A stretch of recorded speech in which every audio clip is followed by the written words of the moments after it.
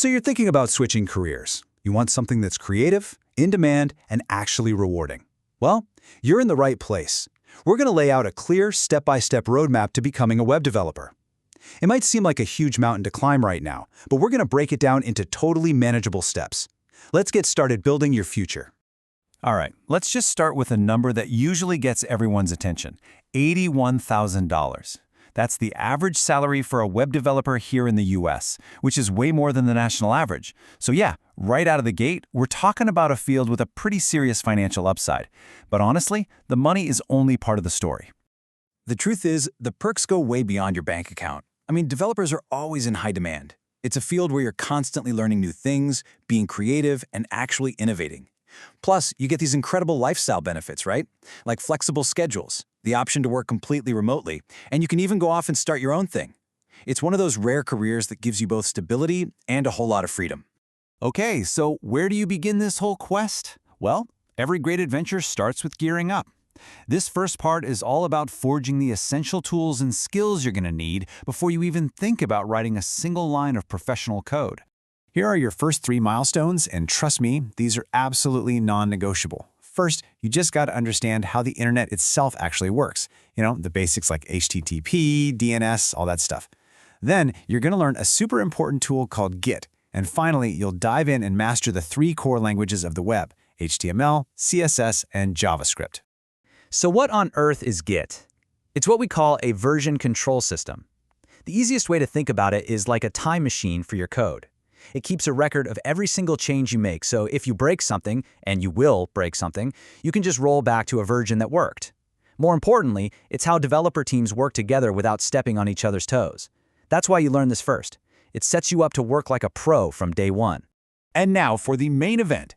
These are the 3 languages that build pretty much every single website you've ever visited. HTML is the structure. You can think of it like the skeleton of the page. CSS is all about the styling, the colors, the fonts, the layout. And JavaScript? Well, that's the magic that brings it all to life. It makes things happen when you click a button or scroll down the page. You know what the best part is? You don't need a fancy, expensive degree to get started. Seriously. Platforms like FreeCodeCamp and the Odin Project are 100% free, and they focus on project-based learning, which is so important. It means you're not just reading about code, you're actually building stuff, which is the absolute best way to learn. All right, so once you've built up that solid foundation with the basics, it is time to level up. This next phase is all about mastering your craft, and this is a big one, starting to figure out what kind of developer you actually want to be. But hang on, before you go any further, we have to talk about security. See, you're not just a builder, you also have to be a protector. Now, you don't have to become a cybersecurity expert overnight, but you have to know the fundamentals. Things like why HTTPS is so important for keeping data safe, and how to prevent some of the most common attacks. It's just a non-negotiable part of being a professional developer. And here we are, a major fork in the road. This is where you get to decide on your specialization. And the answer to this question, it's going to shape everything you learn next, and probably the first few years of your career. Are you going to build those slick, beautiful marketing websites or complex, data-heavy web applications?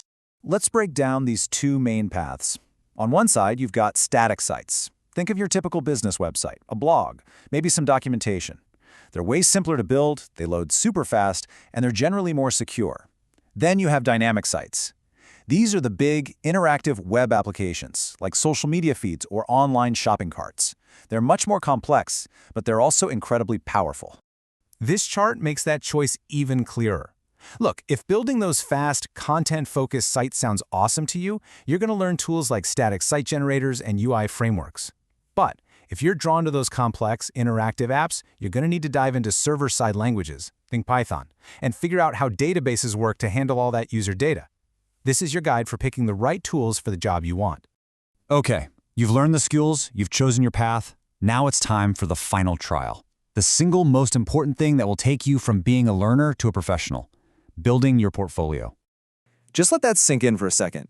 You can write 100 skills on your resume, but in this industry, showing is so much more powerful than telling.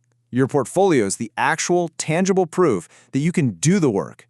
It's where your code comes to life and does the talking for you. And just to be crystal clear, We're not talking about a collection of your class projects. Your portfolio is the key. It's the thing that's going to get you noticed by recruiters. It's the ultimate tool that proves you can't just learn this stuff, you can actually apply it to build real working websites. So once you have it, please don't hide it. These steps seem simple, but they are so critical. Build a nice professional website just to showcase your best work. Then, you put that link everywhere a potential employer might look, right at the top of your resume, on your GitHub, on your LinkedIn. Make it absolutely impossible for them to miss how talented you are. And there you have it. That's the roadmap, from your very first line of code all the way to landing that first job.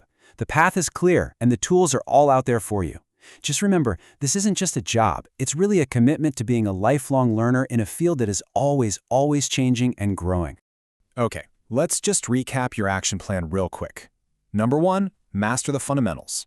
Number 2, choose your specialty, static or dynamic.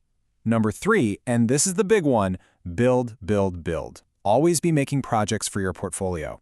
And finally, showcase that work. Put it front and center so employers can find it. The roadmap is right here in your hands. The resources are out there, and so many of them are free. And the demand for your future skills, it's huge. You have everything you need to start. So the only real question left is, what amazing thing are you going to build first?